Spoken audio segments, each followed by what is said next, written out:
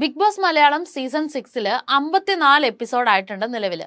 എല്ലാ സീസണുകളിലും ഈ ഒരു ടൈമൊക്കെ ആകുമ്പോഴേക്കും പ്രേക്ഷകർക്ക് അതിനുള്ള ഒരു ആകാംക്ഷ വർദ്ധിക്കും. കാരണം ഗെയിമിന്റെ പകുതിയോളം കഴിഞ്ഞിരിക്കുകയാണ്. ഓരോ സ്ട്രോങ് ആയിട്ടുള്ള ഒരു ഫാൻസ് ആർമി ഉണ്ടാകുകയും ഇന്നയാൾ അവിടെ ഒരു രാജാവായിട്ട് വെക്കുകയും അയാൾക്ക് വേണ്ടിയിട്ടുള്ള PR വർക്ക്സ് ഒക്കെ സ്റ്റാർട്ട് ചെയ്യുന്ന ഒരു ടൈമൊക്കെ ആയിട്ടുണ്ടാവും.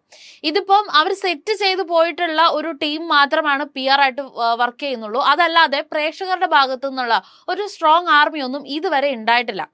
80% ഈ ഒരു സമയമൊക്കെ ആകുമ്പോഴത്തേക്കും ഒരു ഇന്നൊരു വ്യക്തി ജയിക്കുമെന്നുള്ള കാര്യങ്ങളിൽ ഒരു ഉറപ്പ് വരികയും അല്ലെങ്കിൽ അവരായിരിക്കും ജയിക്കാൻ പോകുന്നതെന്നുള്ള കുറച്ച് പ്രഡിക്ഷൻസ് വരികയൊക്കെ ചെയ്യും. പക്ഷേ ഈ സീസണെ സംബന്ധിച്ച് ഇത്രയും ദിവസമായിട്ടും ഇതുവരെ ഗെയിമിൽ ഒരു ചേഞ്ചും സംഭവിച്ചിട്ടില്ലാത്തത് കൊണ്ട് തന്നെ ഇത്തരത്തിലുള്ള ഒരു ഉറപ്പിക്കലുകളോ അല്ലെങ്കിൽ ആ ഒരു തരം ഒരു ആകാംക്ഷ ക്യൂരിയോസിറ്റി ഉണ്ടാകുക ഒന്നും ചെയ്യുന്നില്ല.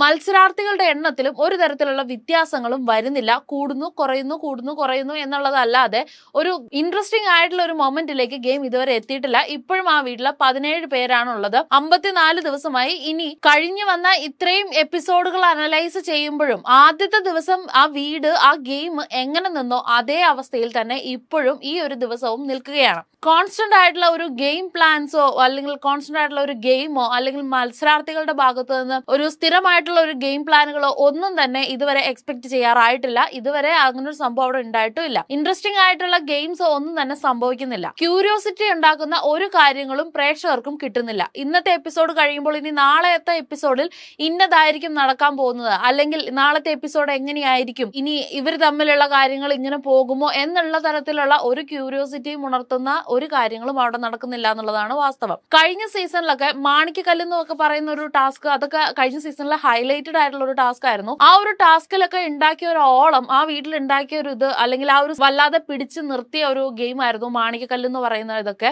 അതുപോലെ അവിടെ കണ്ടസ്റ്റന്റുകൾ തമ്മിലുണ്ടായിരുന്നു. ഇപ്പം ഓരോ ദിവസവും പ്രേക്ഷകർക്ക് ഉണ്ടാവുന്ന ഒരു ക്യൂരിയോസിറ്റി ആയിരുന്നു, ജുനൈസ് എങ്ങനെയായിരിക്കും അഖിലിനെതിരെ ഇനി നാളെ കളിക്കാൻ പോകുന്നത്, അല്ലെങ്കിൽ അഖിലിന്റെയും വിഷ്ണുവിന്റെയും തമ്മിലുള്ള ആ ഒരു കോംബോ ഇനി നാളെ എങ്ങനെയായിരിക്കും ഉണ്ടാവുന്നത്, അത് അവർ തമ്മിൽ സ്പ്ലിറ്റ് ആവുകയാണോ, അതോ ഇനി ഗെയിമിലേക്ക് വന്നു കഴിയുമ്പോൾ അവരുടെ കോംബോ എങ്ങനെ പോകും, അഖിൽ മാരാറിന്റെ ഗെയിം പ്ലാൻസ് നാളത്തേക്കുള്ളത് എങ്ങനെയായിരിക്കും, ശോഭയുടെയും അഖിലിന്റെ ആ ഒരു കോംബോയിൽ എന്ത് വ്യത്യാസമാണ് വരാൻ പോകുന്നത്, അല്ലെങ്കിൽ ശോഭ എങ്ങനെയായിരിക്കും കളിക്കാൻ പോകുന്നത്, ഇത്തരത്തിലുള്ള ഒരുപാട് ഫാക്ടേഴ്സ് പ്രേക്ഷകർക്ക് കിട്ടിക്കൊണ്ടിരുന്നു. കഴിഞ്ഞ സീസൺ എടുത്തു പറയുന്നത് ലേറ്റസ്റ്റ് സീസൺ ആയിരുന്നതുകൊണ്ടാണ്. അതിനു മുമ്പുള്ള എല്ലാ സീസണുകളിലും ഇത്തരത്തിലുള്ള ഓരോ ക്യൂരിയോസ് ആയിട്ടുള്ള പോയിന്റുകളും പ്രേക്ഷകർക്ക് ഓരോ ദിവസം എപ്പിസോഡ് കഴിയുമ്പോഴും കിട്ടുന്നുണ്ടായിരുന്നു.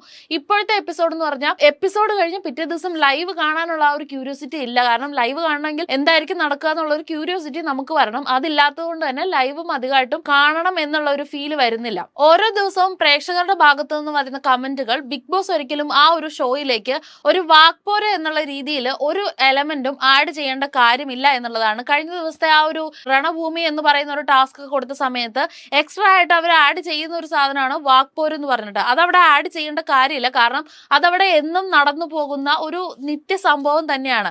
അപ്പൊ അതിലൊരു ക്വാളിറ്റി ആയിട്ടുള്ള വാക്പോരുകൾ ഒന്നും തന്നെ നടക്കുന്നില്ല. ഇല്ലെങ്കിൽ പിന്നെ നമുക്ക് ആ ഒരു രീതിയിലെങ്കിലും പ്രതീക്ഷിച്ചിരിക്കാം. പ്രൊവോക്ക് ചെയ്യുമ്പോൾ പോലും ആസ് യൂഷ്വൽ പറയുന്ന കുറച്ച് കാര്യങ്ങളല്ലാതെ പുതുതായിട്ട് പ്രൊവോക്ക് ചെയ്യാനുള്ള എലമെന്റ്സ് പോലും അവർ കണ്ടസ്റ്റന്റുകൾ തമ്മിൽ സൃഷ്ടിക്കുന്നില്ല. അതുപോലെ രതീഷ് ഇപ്പൊ കഴിഞ്ഞ വീക്കെൻഡിൽ ലാലേട്ടൻ രതീഷിനെ ആ വീട്ടിലേക്ക് ഗസ്റ്റ് ആയിട്ട് കയറ്റി വിടുകയുണ്ടായി.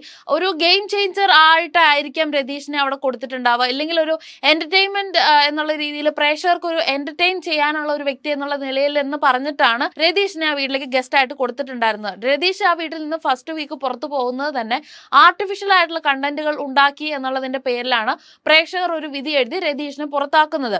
അപ്പൊ അത്തരം ഒരു രീതിയിൽ പുറത്തായ ഒരാളെ ഈ ഇത്രയും 50 ദിവസത്തിന് ശേഷം വീണ്ടും ആ വീട്ടിലേക്ക് കൊണ്ടുവന്നിട്ടിട്ട് അതേ എന്താണോ അയാൾ അതിനു മുമ്പ് ചെയ്തു തന്നിരുന്നത് അത് തന്നെയാണ് വീണ്ടും അയാൾ അവിടെ ചെയ്തുകൊണ്ടിരിക്കുന്നത്. പുറത്തായപ്പോൾ എന്തായിരുന്നു രതീഷിന്റെ സ്റ്റേറ്റ് ഓഫ് മൈൻഡ്, അത് തന്നെയാണ് ഇപ്പോഴും അവിടെ ചെയ്തുകൊണ്ടിരിക്കുന്നത്. ആ ഒരു ചൊറിയൻ സ്വഭാവം അല്ലെങ്കിൽ ആ ആർട്ടിഫിഷ്യൽ കണ്ടന്റുകൾ ഉണ്ടാക്കുക എന്നുള്ളത് മാത്രം. അതിനപ്പുറം രതീഷ് ആ വീട്ടിൽ ഒരു എന്റർടൈൻമെന്റ് ഫാക്ടേഴ്സും കൊടുക്കുന്നില്ല എന്ന് തന്നെ പറയേണ്ടിയിരിക്കുന്നു. അതുപോലെ മഞ്ഞപ്പിത്തം ബാധിച്ചവർക്ക് എല്ലാം കാണുന്നത് മഞ്ഞായിരിക്കും എന്ന് പറയുന്ന പോലെയാണ് ജാസ്മിന്റെ ഹൈജീന്റെ ടോക്കുകൾ അവിടെ ഉണ്ടാകുന്നത്. അന്ന് ജാസ്മിന്റെ ആ ഒരു ഹൈജീനുമായിട്ട് സംബന്ധിച്ചിട്ടുള്ള ഒരു വീഡിയോ പുറത്ത് വൈറലായതിനു ശേഷം പിന്നീടുള്ള എല്ലാ ടോക്കുകളിലും വരുന്നത് ഈ ഒരു എലമെന്റ് ആണ്. ജാസ്മിൻ തിരിയുന്നിടത്തും മറയുന്നിടത്തും ഒക്കെ ഉണ്ടാവുന്ന കോണ്ടന്റുകളും ഇത് തന്നെയാണ്. പക്ഷെ അതിൽ ജാസ്മിൻ ഇപ്പൊ ഈ ഒരാഴ്ച കിച്ചൺ ടീമിലേക്ക് വീണ്ടും ആഡ് ചെയ്ത് ചെയ്ത് ജാസ്മിൻ അതിലൊരു ക്യാപ്റ്റൻ ആക്കി വെച്ച സമയത്ത് വീക്കെൻഡിൽ എങ്ങനെയെങ്കിലും ലാലേട്ടന്റെ ആ ഒരു ടോക്കിൽ നിന്ന് ഒഴിവാകണം, അല്ലെങ്കിൽ എന്നെ ശിക്ഷയിൽ നിന്ന് എങ്ങനെയെങ്കിലും ഒന്ന് മോചിപ്പിക്കണം എന്നുള്ള രീതിയിൽ മാത്രമാണ് ഈ ഒരു ക്യാപ്റ്റൻസി പദവിയുമായിട്ട് ജാസ്മിൻ മുമ്പോട്ട് പൊയ്ക്കൊണ്ടിരിക്കുന്നത്. അല്ലാതെ ഒരു കിച്ചണിൽ നിൽക്കുന്ന ഒരു ഉത്തരവാദിത്തത്തോടെ കാര്യങ്ങൾ റെസ്പോൺസിബിലിറ്റിയോടുകൂടി ചെയ്യുന്നില്ല.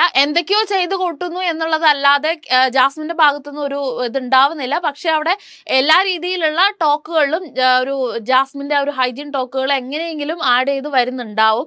അത് വീണ്ടും വീണ്ടും റിപ്പീറ്റേഷൻ ആവുന്നത് പ്രേക്ഷകർക്ക് അലോസരപ്പെടുത്തുന്നുണ്ട് എന്നുള്ളതാണ് പ്രേക്ഷകരുടെ ഭാഗത്തു നിന്നുള്ള റെസ്പോൺസ്. ഗെയിമിന്റെ തുടക്കം തൊട്ട് മുതലേ മനസ്സിലായ ഒരു കാര്യമാണ് കള്ളക്കളിയുടെ ഉസ്താദാണ് ജിൻഡോ എന്നുള്ള കാര്യം. അപ്പൊ ജിൻഡോയുടെ കഴിഞ്ഞ വീക്കിൽ ഉണ്ടായിരുന്ന ഒരു ഫിസിക്കൽ ടാസ്കിലൊക്കെ നോക്കിയിട്ടുണ്ടെങ്കിലും നല്ല രീതിയിലുള്ള കള്ളക്കളികൾ ജിൻഡോ ചെയ്യുന്നുണ്ട്. അതുപോലെ ഡെയിലി ഡ്യൂട്ടീസിൽ നിന്നും എങ്ങനെ മാക്സിമം ബ്ലൈൻഡ് നടക്കാം എന്നുള്ളത് ജിൻഡോ ശ്രമിക്കുന്നുണ്ട്. പക്ഷെ ഫ്ലോർ ക്ലീനിങ്ങിലൊക്കെ ഇട്ടിരുന്ന സമയത്ത് ജിൻഡോ നന്നായിട്ട് തന്നെ ക്ലീൻ ചെയ്യുന്നുണ്ടായിരുന്നു. പക്ഷെ കിച്ചൺ ടീമിലേക്ക് വന്നതിന് ശേഷം ജിൻഡോ നല്ല രീതിയിൽ ഉഴപ്പുന്നുണ്ട്. കഴിഞ്ഞ ആഴ്ചയാണെങ്കിലും ഇപ്പൊ ഈ ഒരു നടന്നുകൊണ്ടിരിക്കുന്ന ആഴ്ചയിലാണെങ്കിൽ പോലും നല്ല രീതിയിലുള്ള ഉഴപ്പുകളും ചെയ്യുന്നുണ്ട്. ഇനിയിപ്പോ ജാസ്മിൻ ക്യാപ്റ്റൻ ആയതുകൊണ്ട് കുറച്ച് അധികം കൂടി ഉഴപ്പുന്നുണ്ട് എന്നുള്ളതാണ് തോന്നുന്നുള്ളത്. അതുപോലെ ശ്രീത് കുറച്ചും കൂടെ ഒരു ആക്റ്റീവ് ആവുന്നുണ്ട്. ലിവിങ് മൊമെന്റിൽ അങ്ങ് പോവുക, അല്ലെങ്കിൽ ലിവിങ് മൊമെന്റ് ഹാപ്പി ആയിട്ട് ഇരിക്കുക എന്നുള്ളതല്ലാതെ ഒരു ഇന്ന രീതിയിൽ നാളെ കളിക്കണം, അല്ലെങ്കിൽ ഇന്ന ദിവസം ഇന്ന രീതിയിലേക്ക് ആവണം, അല്ലെങ്കിൽ ഇത്തരത്തിൽ ഗെയിം പോകണം, അങ്ങനെയൊന്നുള്ള ഒരു പ്ലാനിങ് ഒന്നും ഇല്ലെങ്കിൽ പോലും ഒരു കിട്ടുന്ന കാര്യങ്ങൾ പക്കായായിട്ട് നല്ല രീതിയിൽ ചെയ്യാനായിട്ടുള്ള ഒരു ശ്രമം ശ്രീധുവിന്റെ ഭാഗത്തുനിന്ന് ഉണ്ടാവുന്നുണ്ട്. നോറയുടെ സഹതാപത്തിനോടുള്ള ആ ഒരു എലമെന്റ് ഒക്കെ എല്ലാവർക്കും മാറി തുടങ്ങിയിട്ടുണ്ട്. നോറയ്ക്ക് ഇത്രയും നാളുണ്ടായിരുന്ന ഒരു കരഞ്ഞിട്ടാണെങ്കിൽ പോലും ആ ഒരു സഹതാപം ക്രിയേറ്റ് ചെയ്യാനായിട്ട് നോറയ്ക്ക് പറ്റുന്നുണ്ടായിരുന്നു. ആ ഒരു സ്ട്രാറ്റജി ഇനി മാറ്റി പിടിച്ചില്ല എന്നുണ്ടെങ്കിൽ നോറയ്ക്ക് അത് വലിയൊരു ഭീഷണിയായിട്ട് തന്നെ വരുന്നുണ്ടാവും. ജാസ്മിൻ പറഞ്ഞ പോലെ തന്നെ പലപ്പോഴും വിക്ടിം കാർഡ് ഇറക്കാനായിട്ടാണ് നോറ ശ്രമിക്കുന്നത്. അത് തന്നെയാണ് നോറ റിപ്പീറ്റ് ചെയ്തുകൊണ്ടിരിക്കുന്നത്. ക്യൂട്ട്നെസ് ഓവർലോഡഡ് കുടുംബാവയാണ് ഗബ്രി എന്നാണ് പ്രേക്ഷകർ പറയുന്നത്. ആ ഗബ്രി കലിപ്പിലാണ്. ആക്ച്വലി ഏത് ഗെയിം വന്നിട്ടുണ്ടെങ്കിലും ആ ഒരു ഗെയിമിനെ ഗെയിമായിട്ട് കാണാൻ ശ്രമിക്കൂ ഗബ്രി എന്നൊക്കെ ജാസ്മിൻ ഇടയ്ക്കിടയ്ക്ക് പോയി പറയുന്നുണ്ട്.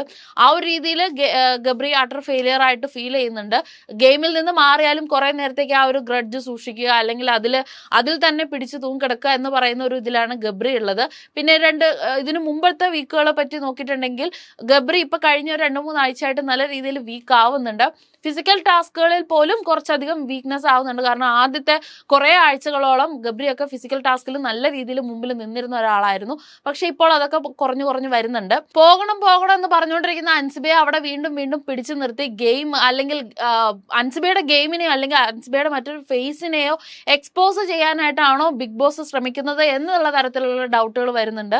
ചില സദാചാര ബോധമുള്ളവരുടെയും അല്ലെങ്കിൽ കുടുംബ പ്രേക്ഷകരുടെയും ഒക്കെ ഒരു ഇഷ്ട മത്സരാർത്ഥിയാണ് അൻസിബ. അതുകൊണ്ട് തന്നെ ആ ഒരു കാര്യത്തിൽ വേണ്ടി, ആ ഒരു കണ്ടന്റിന് വേണ്ടിയിട്ട് മാത്രം അൻസിബനെ അവിടെ നിർത്തുന്ന പോലെ ഉണ്ട്. അൻസിബ 2-3 ആഴ്ചയായി പോകണമെന്ന് പറയുന്നുണ്ട്. അതിന് വേണ്ടിയിട്ട് അൻസിബ അവിടെ ഒരു കാര്യങ്ങളിലും ഇൻവോൾവ് ആകാതെ ഇരിക്കുന്നുമുണ്ട്. അപ്പോൾ ഇനിയാണെങ്കിലും ഒരു നോമിനേഷൻ വരികയോ അല്ലെങ്കിൽ ഇതിന് അർഹരല്ലാത്തവരെ പുറത്താക്കുകയോ നല്ല രീതിയിലുള്ള എവിക്ഷൻസ് നടക്കുകയോ ചെയ്തിട്ടില്ല എന്നുണ്ടെങ്കിൽ ഈ ബിഗ് ബോസിന്റെ ഈ സീസൺ വീണ്ടും ബോറിംഗ് ആയിക്കൊണ്ട് തന്നെ ഇരിക്കും. പ്രേക്ഷകർക്ക് അതിനോടുള്ള ഒരു താല്പര്യം കുറഞ്ഞു വരുന്നതായിട്ടും കാണുന്നുണ്ട്.